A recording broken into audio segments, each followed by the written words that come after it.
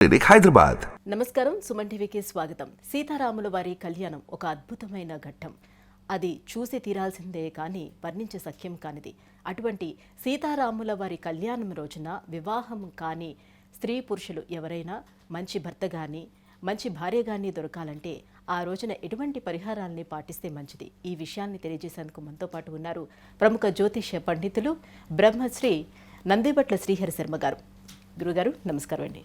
వాగర్థావివ సంపృక్తౌ వాగర్థ ప్రతిపత్తయే జగతః పితరౌ వందే పార్వతీ పరమేశ్వరౌ సదాశివసమారంభాం శంకరాచార్య మధ్యమాం అస్మదాచార్య పర్యంతం వందే గురుపరంపరాం. ఆదిత్యాయ చ సోమాయ మంగళాయ బుధాయ చ గురుశుక్ర శనిభ్యశ్చ రాహవే కేతవే నమః. గురుగారు, ఈ అద్భుతమైనటువంటి సీతారాముల కళ్యాణం రోజున వివాహం కాని వారు ఎటువంటి పరిహారాలను పాటిస్తే వారికి ఎటువంటి అడ్డంకులు లేకుండా సవ్యంగా వివాహం జరిగే అవకాశం ఉంటుంది? శ్రీరామనవమి దాదాపు రాముల వారు జన్మించి 5000 సంవత్సరాలు గడిచిన తర్వాత కూడా ఈ రోజుకు కూడా రాముల వారిని సీత అమ్మవారిని తలుచుకుంటూ ఉంటాం. ముఖ్యంగా గమనించుకున్నట్లయితే ఈ యొక్క భారతావనిలో ఎవరు వివాహం చేసుకున్నా ఆ వివాహ మహోత్సవ ఆహ్వాన పత్రికలో సీతారాముల వారిని స్మరించుకుంటూ ఒక శ్లోకం ఉంటుంది. కాబట్టి ఆ శ్లోకాన్ని మనం చెప్పుకుంటుంటాం. అంటే ఆదర్శ దాంపత్యానికి పార్వతీ పరమేశ్వరులను చెప్పుకున్నా ఈ యొక్క భూలోకంలో ఎవరు పార్వతీ పరమేశ్వరుల దాంపత్యాన్ని చూసి ఉండరు. ఎందుకంటే వారు గొప్ప ఉన్నతమైనటువంటి స్థానంలో ఉన్నవారు. కానీ ప్రజలందరూ కూడా కని కాంచి తరించి పులకించి విని నోటితో చెప్పుకున్నటువంటిది ఆదర్శ దాంపత్యానికి ప్రతీక సీతారాముల వారి యొక్క దాంపత్య జీవితం. కాబట్టి ఈ యొక్క సమాజంలో ఏ ఆడపిల్లకైనా రాముల వారి అంతటి భర్త లభించాలి అని చెప్పి, ఎందుకనంటే అంత గొప్పగా అంత ప్రేమ, ఏకపత్ని వ్రతం. ఈ రోజుల్లో ఎవరుంటారండి? భార్య దూరం అయిపోతే ఇంకొక వివాహం చేసుకునే వాళ్ళు ఉన్నారు. అలాగే ఏ పురుషుడికైనా కానీ సీత లాంటి అమ్మవారు, ఎందుకనంటే తన మాటకి ఎదురు చెప్పనటువంటిది, భర్త యొక్క శ్రేయస్సుని కోరుకొని ఎంతటి భోగలాలసమైనటువంటి జీవితం కంటి ముందు కనబడుతున్నా తృణప్రాయంగా గడ్డి పరకతో సమానంగా పక్కకు పెట్టి ఎంతటి మోహనాడుడైనటువంటి ఎంత పరాక్రమవంతుడైనటువంటి రావణాసురునైనా పక్కకు పెట్టింది. అలాంటి ఆదర్శమూర్తి పవిత్రమూర్తి అయినటువంటి సీతామ్మవారి లాంటి భార్య లభించాలని ప్రతి మనిషి కోరుకుంటుంటాడు, ప్రతి మగవాడు కోరుకుంటాడు. అది ఆశ కాదు, వాస్తవం. అయితే ఈ కలికాలంలో కూడా మంచివాళ్ళు ఉన్నారు. కాబట్టి అటువంటి చక్కటి దాంపత్య జీవితం కలిగినటువంటి జీవిత భాగస్వామి మనకు లభించాలని చాలామంది అబ్బాయిలు అమ్మాయిలు ఉవ్విళ్ళూరుతుంటారు. అయితే ఈ శ్రీరామనవమి రోజున చిన్న పరిహారం పాటించినట్లయితే తప్పకుండా మీకు ఆదర్శ దాంపత్యం జీవితం కలిగినటువంటి జీవిత భాగస్వామి మీకు లభిస్తారు. చేయాల్సిందల్లా కూడా శ్రీరామ నవమి రోజున ఇక్కడ వీరు శ్రీరామ కళ్యాణం, సీతారాముల వారి కళ్యాణ ఘట్టాన్ని రామాయణంలో ఉంటుంది. ఆ ఘట్టాన్ని 27 సార్లు పారాయణం చేసి, ఉదయమే శ్రీరామనవమి రోజునే పారాయణం చేసి, సీతారాముల వారి కళ్యాణం మధ్యాహ్నం 12 గంటలకల్లా ముహూర్తం, అభిజిత్ ముహూర్తంలో జరుగుతుంటుంది. కాబట్టి ఆ అభిజిత్ ముహూర్తంలో మీకు దగ్గరలోని సీతారాముల వారి యొక్క దేవాలయానికి కానీ లేదా ఎక్కడైనా వాడవాడలా పెళ్లి పందిర్లు వేసుకొని ఆ యొక్క సీతారాముల యొక్క వివాహం జరుపుతుంటారు. ఆ వివాహ మహోత్సవంలో వీలైతే మీ గోత్రనామాదులు నమోదు చేసుకోండి.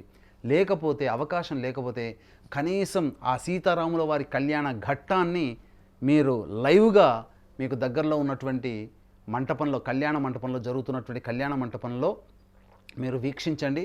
ముఖ్యంగా తలంబ్రాలు పోసేటువంటి ఘట్టాన్ని మాత్రం పులకిస్తూ మీరు చూడండి.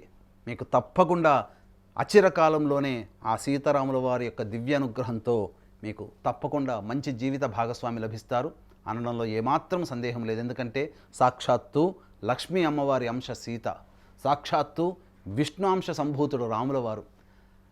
అందుకనే నవగ్రహాల్లో శుక్రుడు ఈ యొక్క దాంపత్య కారకుడు, వివాహ కారకుడు. ఇట్టి దాంపత్య కారకుడైనటువంటి శుక్రునికి అధిష్టాన దేవత లక్ష్మీదేవి కాబట్టి, అలాగే కష్టాలు సమసిపోవడానికి విష్ణువు కారకుడు కాబట్టి మీ యొక్క పెళ్లి ప్రయత్నాల్లో వచ్చేటువంటి కష్టాలన్నీ తొలగిపోయి వివాహకారకుడైనటువంటి శుక్రునికి అధిష్టాన దేవత లక్ష్మి సాక్షాత్తు కాబట్టి ఆ లక్ష్మి యొక్క అనుగ్రహంతో మీకు వివాహం కుదురుతుంది ఈ ఘట్టం ద్వారా అని చెప్పడంలో ఏమాత్రం సందేహం లేదు. వీక్షించేటువంటి ప్రేక్షకుల్లో కూడా అవకాశం ఉంటే వివాహం కావాల్సినటువంటి అబ్బాయిలకి అమ్మాయిల కోసమే ఈసారి శ్రీరామనవమి రోజున కాశీలో విశేషమైనటువంటి కార్యక్రమాలు వివాహం కావాల్సిన అబ్బాయిలకి అమ్మాయిలకి జరిపించడం జరుగుతుంది. అవకాశం ఉన్నవాళ్ళు కార్యక్రమ తదనంతరం కాంటాక్ట్ చేసి మీ గోత్రనామాలు నమోదు చేసుకోండి. గురుగారు, మరి సీతారాముల వారి అనుగ్రహానికి ఈ రోజున ఎటువంటి పరిహారాలని పాటిస్తే మంచిది? సీతారాముల వారి యొక్క అనుగ్రహాన్ని పొందాలి అని అనుకున్నప్పుడు ఈ ఇద్దరికి సంబంధించినటువంటిది 2 చిన్న పరిహారాలు పాటించాలి.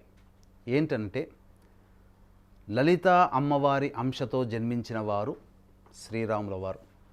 యథార్థం, ఎన్ని కష్టములు ఉన్నా ఆ కష్టములన్నీ తొలగిపోవాలి, సమస్యలన్నీ సమసిపోవాలి, ఇబ్బందులన్నీ దూరమైపోవాలి, కష్టాలన్నీ తొలగిపోవాలి. ఇలాంటి అనుకునే వాళ్ళు ఏ సమస్య ఉన్నప్పటికీ కూడా లలితా సహస్రనామ పారాయణాన్ని మీరు 5 సార్లు పఠించండి. శ్రీరామనవమి రోజున 5 సార్లు పఠించి మీరు ఏదైనా ఒక స్వీట్ నైవేద్యంగా పెట్టండి.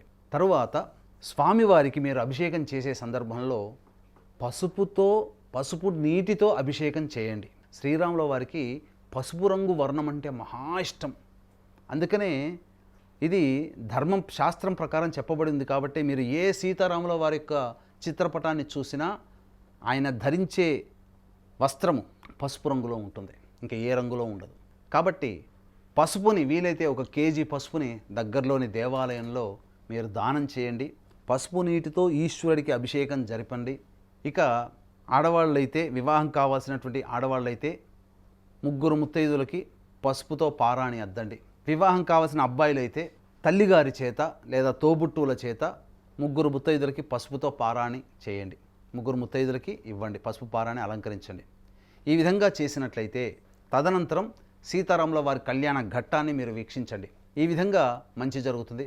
ఇక అమ్మాయిల కోసమైతే సీతామ్మవారికి అనుగ్రహం కావాలి అనుకున్నప్పుడు ఎర్రటి గుడ్డలో 2 గోమతి చక్రాలు, లేకపోయినా ఒక కొబ్బరికాయన కానీ ఉంటే 2 గోమతి చక్రాలు లేదా కొబ్బరికాయలు, సుగంధ ద్రవ్యాలంటే జాజికాయ, జాపత్రి, యాలకులు, ఇలాచి ఇలాంటివి, పచ్చకర్పూరం ఇలాంటివన్నీ పెట్టి ఎర్రటి గుడ్డలో మూట కట్టి మీరు ఆ స్వామివారికి సంబంధించినటువంటి ఆ ఘట్టాన్నంతా కూడా, వివాహ ఘట్టాన్ని, అమ్మవారి స్వామివారి వివాహ ఘట్టాన్నంతా కూడా తిలకించి పారే నదిలో మీరు ఆ యొక్క కొబ్బరికాయని వదిలేయండి. చేసినట్లయితే తప్పకుండా మీకు మంచి జరుగుతుంది. ధన్యవాదాలు గురుగారు. గురుగారు, సీతారాముల వారి కళ్యాణం రోజున వివాహం కాని వారు ఎలాంటి పరిహారాలు పాటిస్తే వారికి వివాహం అవుతుంది, మంచి భర్త లేదా భార్య దొరుకుతారు, ఈ అంశాలన్నీ కూడా తెలియజేసినందుకు ధన్యవాదాలండి. సర్వం శ్రీ ఉమామహేశ్వర పరబ్రహ్మార్పణమస్తు. సుమన్ టీవీలో మీ పర్సనల్ అండ్ బిజినెస్ ప్రమోషన్స్ కోసం కింది నెంబర్కి కాంటాక్ట్ చేయండి.